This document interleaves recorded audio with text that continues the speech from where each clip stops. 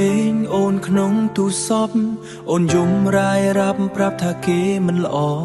គេធ្វើបាបឲ្យយំទឹកភ្នែកឥតលហើយពេលនេះដែលតើស្រីគួរគិតយ៉ាងណាអូនថានៅក្បងអូនមិនដែលយំឥឡូវទុកធំព្រួងរឿងក្បត់សាវ៉ាបងស្រឡាញ់អូនមិនដែលឲ្យអូនឈឺផ្សាពេលនេះច្បាំងនេត្រាគឺឈឺរីងរៃ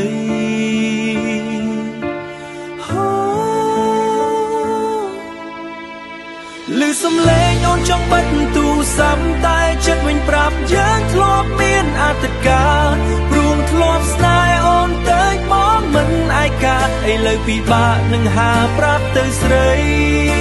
ពិបាកនឹងហាប្រាប់ទៅ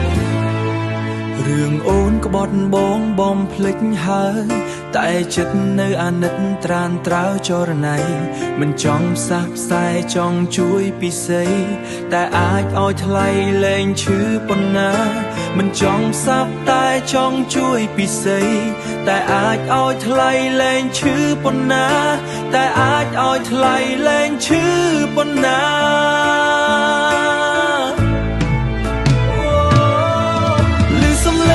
ចង់បិទទូរស័ព្ទតែចិត្តវិញប្រាប់យើងធ្លាប់មានអតីតកាលព្រោះធ្លាប់ស្នេហ៍អូនទៅមកមិនឯកាឥឡូវពិបាកនឹងហាប្រាប់ទៅស្រី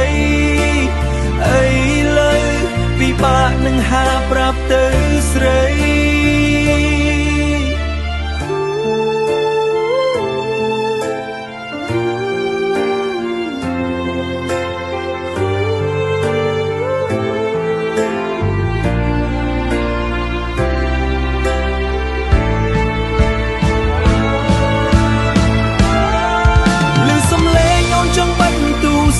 តែចិត្តវិញប្រាប់យើងធ្លាប់មានអតីតកាលព្រោះធ្លាប់ស្នេហ៍អូនទៅបងមិនឯកាឥឡូវពិបាកនឹងហាប្រាប់ទៅស្រី